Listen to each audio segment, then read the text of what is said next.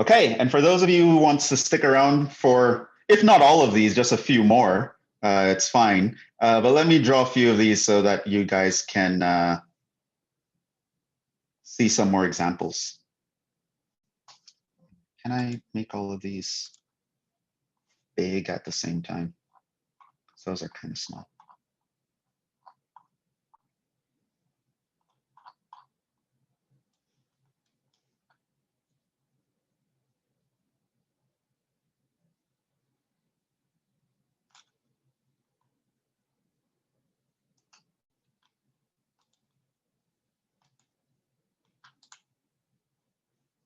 Looks like I could.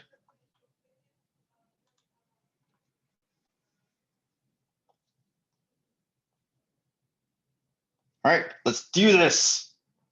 I'm gonna draw a bunch of these guys. And of course, in your homework and otherwise, you'll get a lot more practice.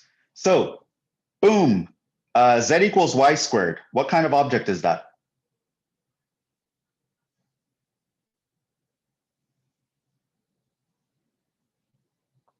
A cylinder? It's a cylinder because I have two variables present. Third one is missing. What is the axis of this cylinder? Parallel to the x-axis? Parallel to the x-axis. So notice that z equals y squared. That's this guy here. If I put y here and z here, it will open up towards the z. So I know it's going to be like this. And it's running along the x-axis. Somehow that looks off to me. So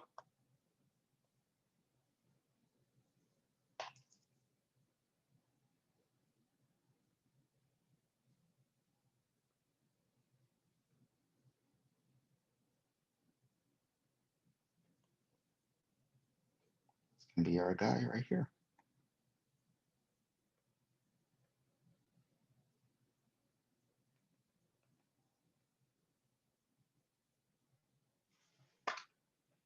So it's a parabolic cylinder.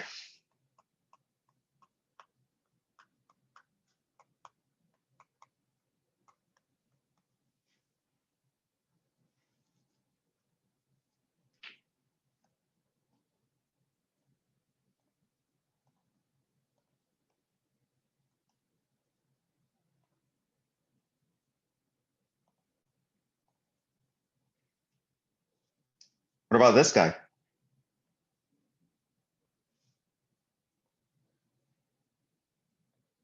Also a cylinder, but it's parallel to the y-axis. Right. What kind of cylinder? What does the trace look like?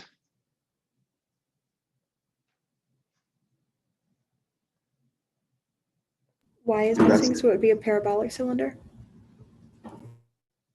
X squared plus z squared equals 4. What kind of curve is that?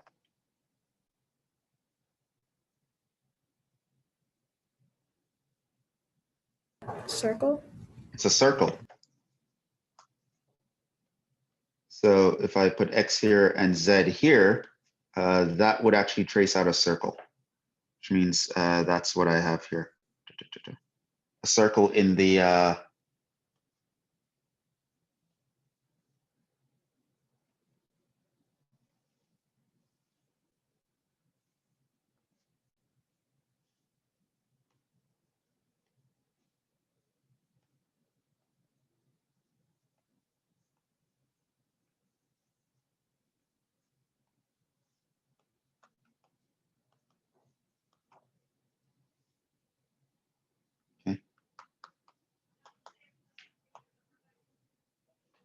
So yeah, that's a circular cylinder. As you can see, you don't have to be like an artist or anything to be able to do this. Like that's not a perfect circle. It's not meant to be perfect, just meant to be like a sketch. Usually when you have to do something like sketch a guy like this, it's not going to be something you're going to want to do in detail. It is just going to be something you're going to want to do to be able to understand, have some sort of spatial awareness of how your different surfaces are relating to each other.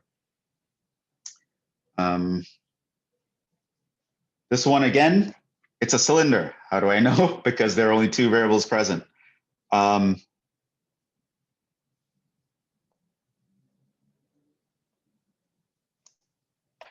y.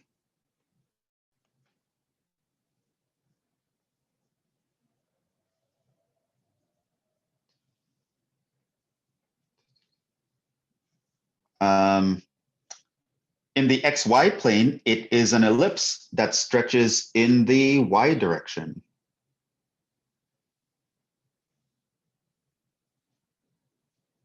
So yeah, it's just a guy that's going like that.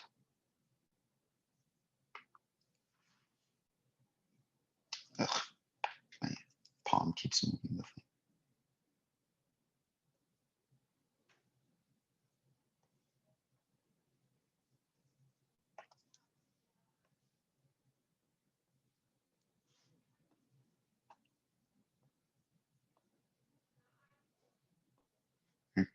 And again, this goes up and down forever. And it's an ellipse in the sense that it's elliptical. It touches the y at 3 and -3, and it touches the x at 2 and -2. And it's an ellipse doing that. And then it's just running along the z-axis because it's a cylinder and the z is missing.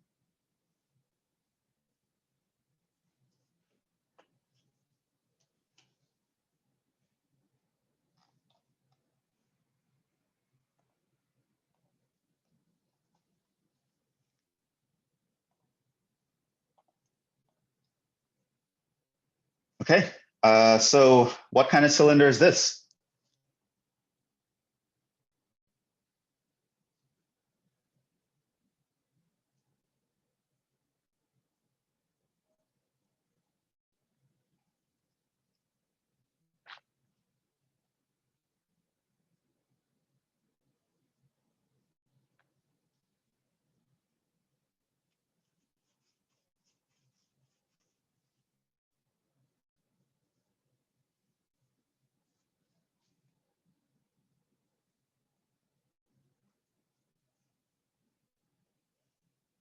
Idea?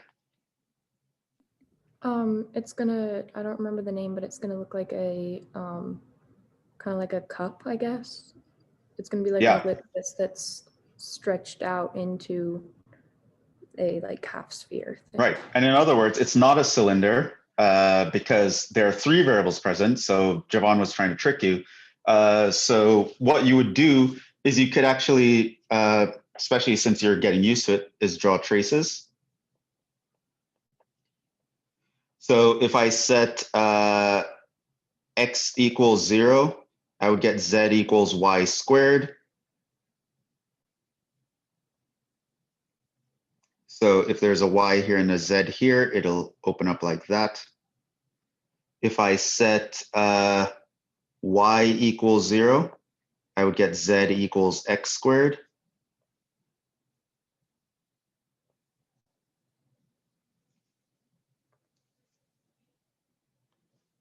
So again, it opens up like that.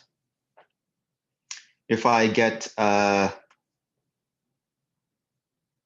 z equals 0, I would get x squared plus y squared equals 0, which means, well, it's literally just a point. For x squared plus y squared must be 0, it must be, they both must be 0. Because once you have a non-zero thing, you'll get positive. So now you can put those together.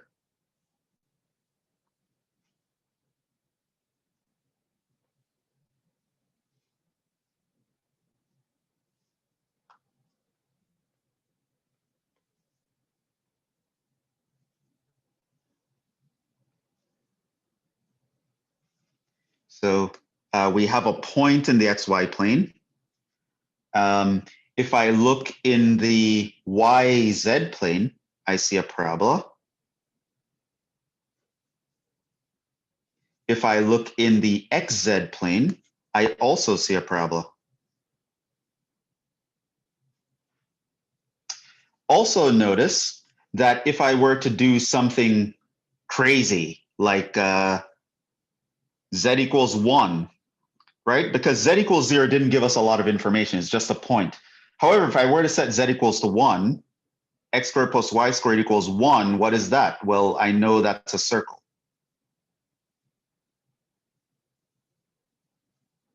Right? So you don't always plug in 0. 0 is the most convenient thing, but sometimes you can plug in other constants to get an idea. So you'll notice that at the level of z equals 1, you are actually seeing a circle.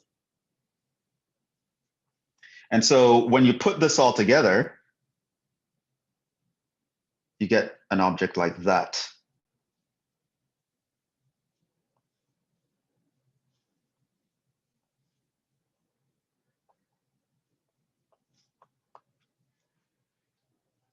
Right? So that is called a paraboloid. It's called an elliptic paraboloid. I don't know why this is here. Right, so that's this guy right here. Okay, it's in the second row, first column. Right? So you didn't even have to memorize what this equation looks like to figure out how to sketch it. Like it didn't even occur to me like, oh, this was on the second row of that table I memorized. Like I didn't care. I know how to graph parabolas, and that's all I need to know how to do in order to graph this. And I know how to draw a circle. So if I needed extra information, I can get it, and I still know how to apply that information. So that's actually an elliptic paraboloid.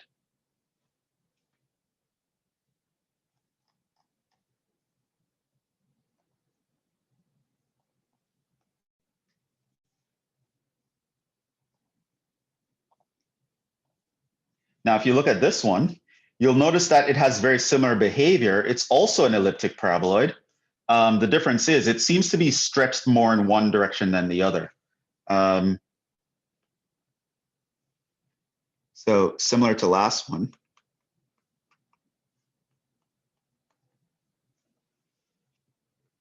So essentially, especially with a little practice, I'll be able to actually sketch all of this all at once. So I don't need to draw traces anymore. I'll just be able to actually sketch this all at once. So for example, if I set y equals 0, I would sketch z equals x squared.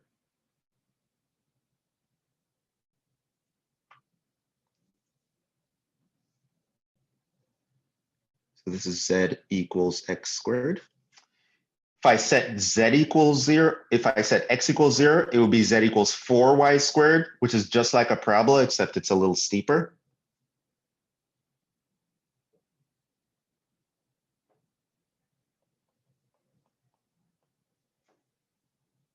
And I can already see that this is going to be like a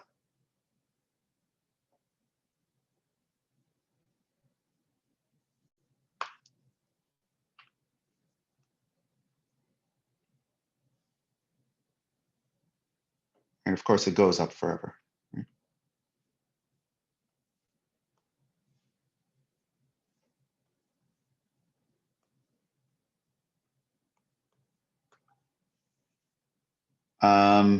One thing you could do is notice that if we set, again, z equals 1, what you obtain is x squared plus 4y squared equals 1, which means you have x squared plus y squared over a quarter equals 1, which is an ellipse that stretches more in the x.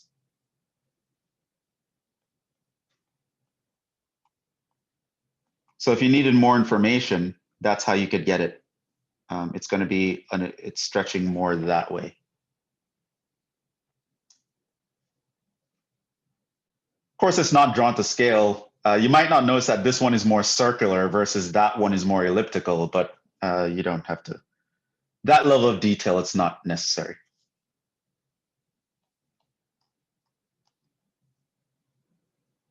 Ooh, we have a subtraction here. This is probably going to be interesting.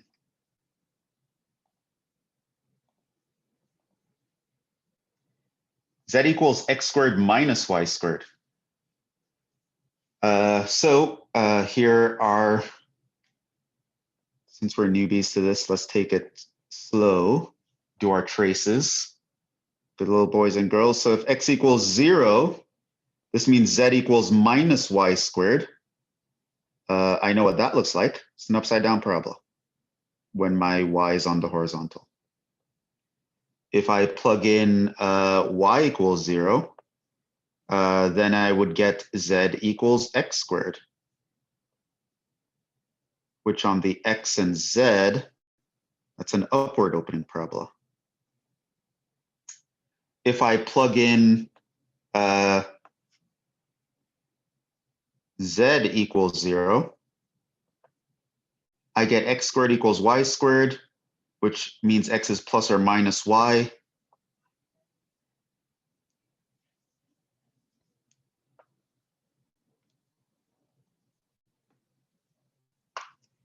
So I get something that looks like this. But this won't matter. You'll see later on. So that's kind of weird. However, if I were to do something else, like plug in z equals 1, so just like last time, seeing how the straight lines match with the parabolas is kind of weird to me. So I'm going to plug in another point to get a point of reference. If I plug it in z equals 1, I would get x squared minus y squared equals 1. What is that? Hyperbola? Hyperbola. How does it open?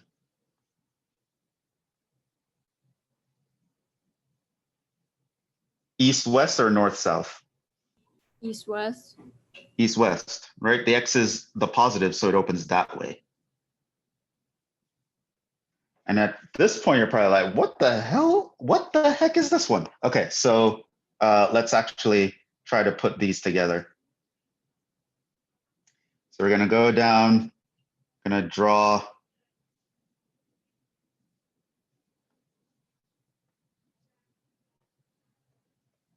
our axes.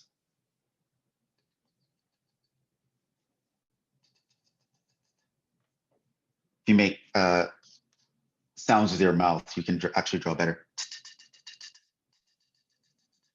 Draw straighter lines, more circular circles, everything. It's the pro tip. Okay, so now what we're going to do is we're going to try to put these traces together. So there's z equals minus y squared. So there's going to be a parabola going like so. Okay. Then you're going to have z equals x squared, positive x squared. So this parabola is actually meeting this first parabola at 90 degrees, actually. So they're not even in the same plane, but one is going like this. But these parabolas are kind of twisted like that. Okay. And that's sort of weird. So, and I don't even know how the straight lines are going to fit into this. So what I can do now is I already know what z behaves like at 1. At 1, it's going to be a hyperbola opening in the x direction.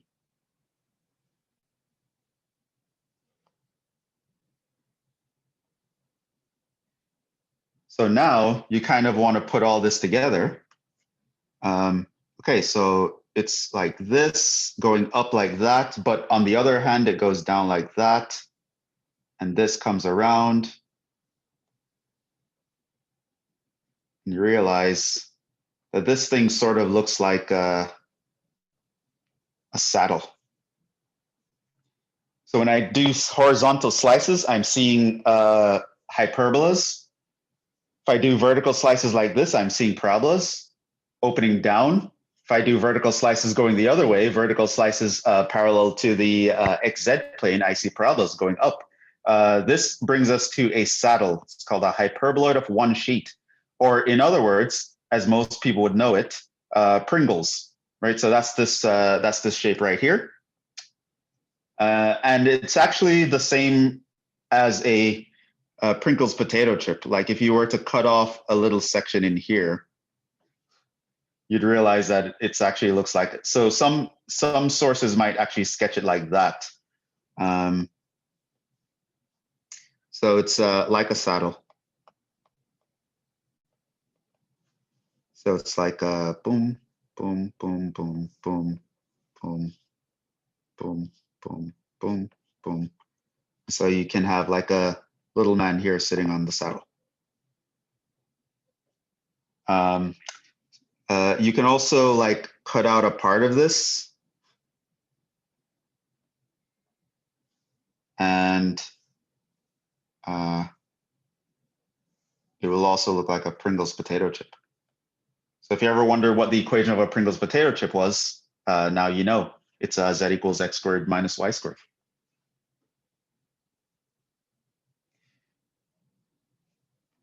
Oh, that's not official.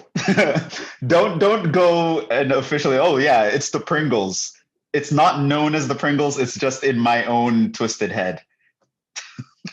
But obviously we're both a little twisted like that. So yeah, a lot of people would describe it as a saddle. It's actually sometimes officially referred to as that way, but to me it always looked like a Pringles potato chip. Most people do it as a saddle. So, and these guys are going to be things that you're going to have to look out for in 3 dimensions because they rise on one side and fall on the other side. It can mix you up when you're trying to find maximums and minimums, where if you tested it in one direction, it looks like a minimum, but if you test it in another direction, it looks like a maximum. And you're like, what is going on? It means you're at a saddle. You're going to learn how to identify that with mathematics later on.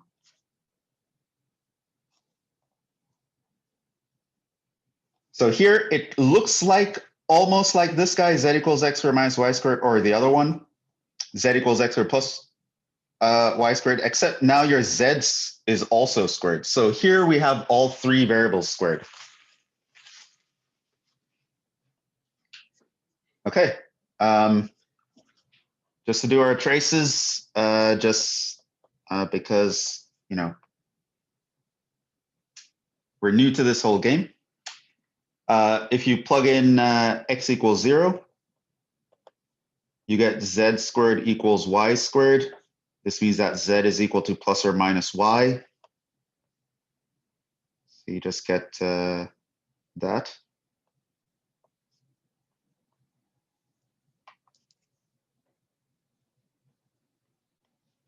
If I plug in y equals 0, you get z squared equals x squared, or z equals plus or minus x. It's actually going to look like the same.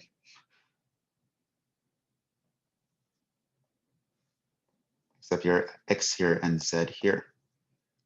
Let's do this in a different color. If we plug in, say,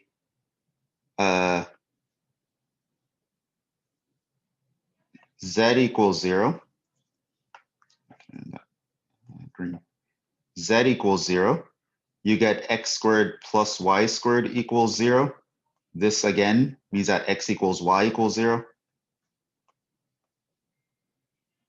Didn't really get a lot of information from that, so I can plug in something else. Say z equals 1. I would get x squared plus y squared equals 1.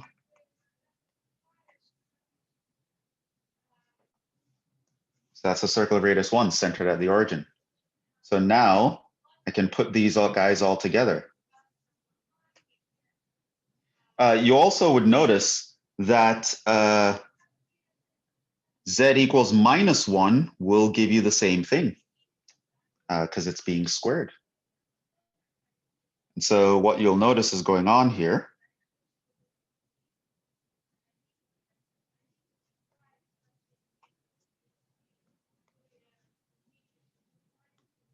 is you have the blues coming up like that, like a V.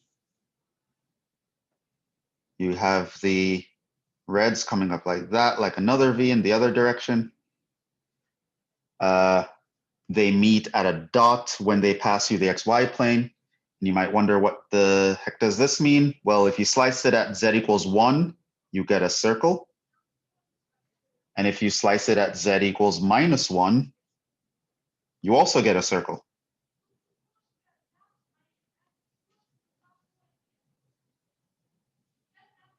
So what is this? This is a cone.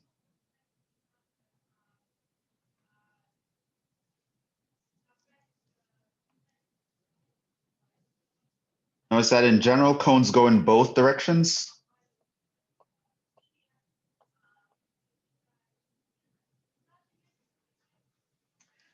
It's very common to have z equals the square root of x squared plus y squared, and this would just be the upper cone.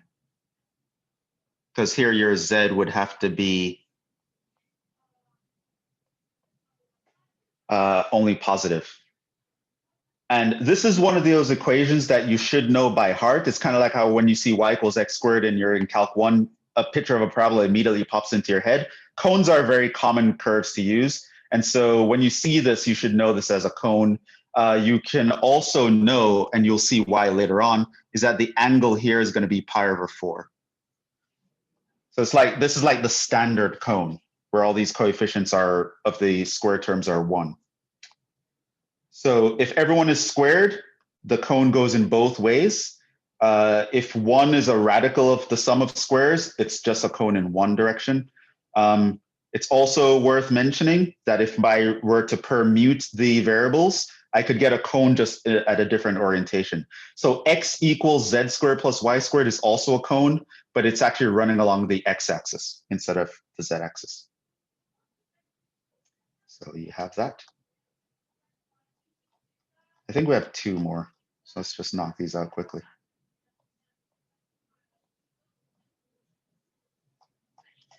Thanks for sticking around, those of you who could. Understand those of you who couldn't. I guess the more practice you see, the better. Might help you guys in your homework. The others can watch it afterwards. Again, we can do traces here.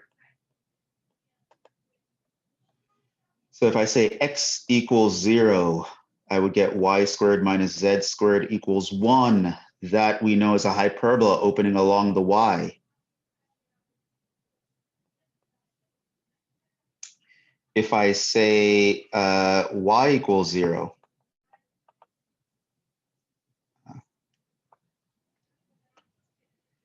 that gives me x squared minus z squared equals 1.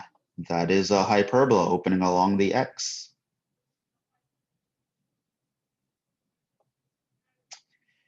If I set z equals 0, I get x squared plus y squared equals 1. That is a circle, radius 1. Putting these all together.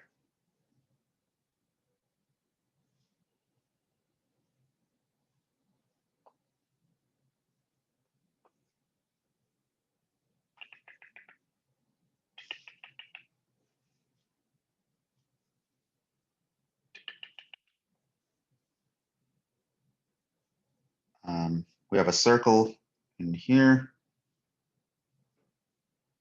And we have hyperbolas opening towards the x and the y. So the blue is the one opening towards the x.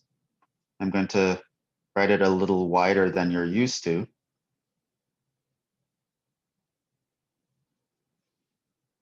Because these guys all have to tie into the circle in the xy plane.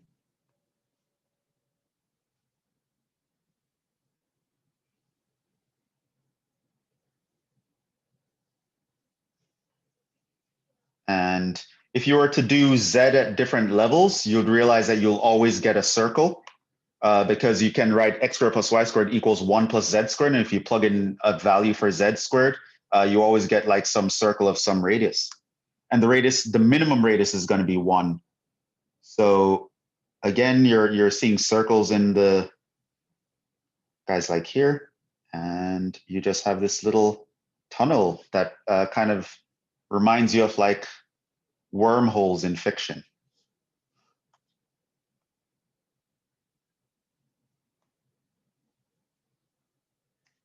So this is called a hyperboloid of one sheet. That is this guy right here, second row, second column. Surprise, surprise, the only one we haven't drawn here is the hyperboloid of two sheets, which is this one. So let's see why that is the case. So in the hyperboloid of one sheet, only one of the squares is negative when they're both on one side. In the hyperboloid of two sheets, you have two of the squares are negative. Which is what you'll see here.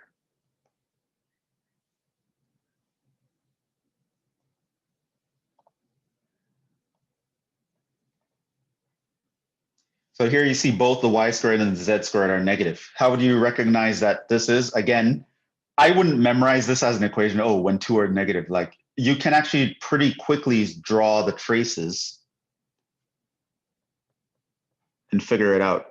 So if you haven't memorized, great. Some people like memorizing. I personally don't. If you don't have it memorized, you should be able to quickly draw a bunch of 2D sketches and create it. So if I set x equals 0, I would get minus y squared minus z squared equals 1. Notice that's impossible. So that has nothing, which means it doesn't touch the x-axis, or it doesn't touch the other axis. If I have, say, y equals 0, I always forget to change the color here. What I have is I have x squared minus z squared equals 1. This is a hyperbola opening towards the x. If I have z equals 0, this gives me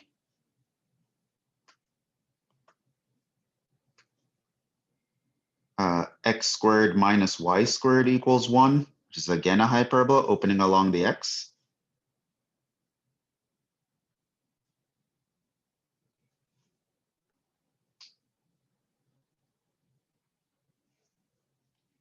And at this point, you can realize something like, well,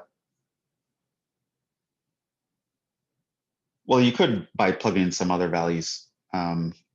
Move the x and z squared to the other side to make them positive. So you have x squared plus z squared. Move the 1 to the other side. And then if you plug in certain constants for x, you'll realize that you get a circle in the y-z plane. But with this, we can put these guys together.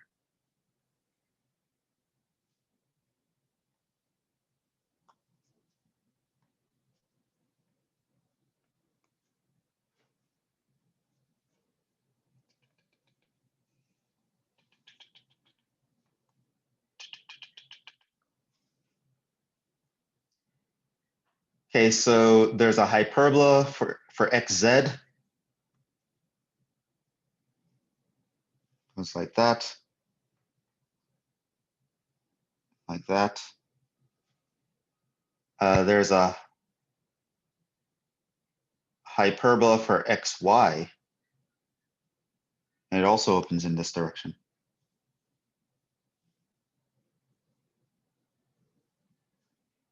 And you'd realize, put those together, what you have is like two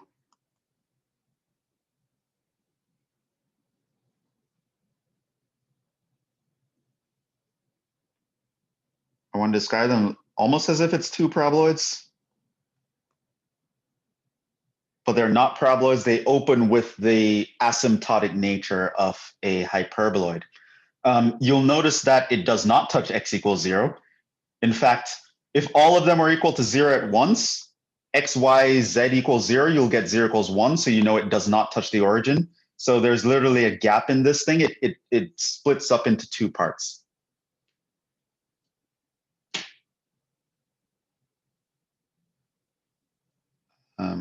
And if you were to plug in x equals any value bigger than 1, you'll notice that you would get a circle. So if I plug in, say, x equals 4, then x equals 2, then that would be 4. I can bring the 1 over, that's 3. Bring the y and the z over, you would get y squared plus z squared equals 3, which is a circle of radius radical 3. So these slices here are circles. So if you were to slice here, these guys are circles with radius is going to be the radical of x squared minus 1, whatever that happens to be. Now, of course, if your x is something that makes this negative, like x equals 0, obviously, then it's a circle of no radius. You can't see it, which is why it doesn't exist at the origin. So we have 2 guys moving off. So this gives you a hyperboloid of 2 sheets. The one in the example here opens along the z-axis, but the one I drew opens along the x-axis. So that's that. Knowing how to draw basic surfaces, very, very important. When you go to multi-1, you're going to be drawing several surfaces all at once on the same axis, kind of interacting with each other. Similar to how back in Calc 1, you did areas between curves and you had to draw curves and find intersections and do this and do that to kind of, okay, I need to integrate this function minus that function to do this. Same sort of thing is coming up, except in 3D. So a lot of times students have a lot of trouble with that. So I figured I'd give you guys a head start on this. So start practicing this now. So by the time you go into multi-1 and your professor introduces this, you guys are like experts drawing everything. Everyone else is going to be in the class. Like, what? How did they know how to do that so fast? And like, son, you got to study, you know, and just stunned on them. Okay. That being said, we will stop there. Thank you for sticking along for this extra time. As mentioned, crazy time. Was fun having you guys as a class. Good luck. Why did I write that in pink? Good luck on your finals. Of course, for this class, I want you all to get an A, but for all your classes, we will wrap up there. You guys know how to reach me if you need to contact me, but that is it. That is it for the semester. That is all she wrote. Yeah. So that's it. It's late. Let's get out of here. So I will post 2 lectures tonight. The one that we recorded after the others left, and this one. I'll post the notes. Yeah. Any parting questions before we leave? We're cool. Okay, well, any questions about the material, drop them on Piazza. Any questions about your personal situation? Because I know different people are in different time zones. I don't know what's going on in your life. If you need to reach out to me for something like that, reach out to me via email. But otherwise, Piazza or your groups should be your go-to resource. That being said, good luck, everyone. Thanks for sticking around, and I will see you guys in the next one. Ciao.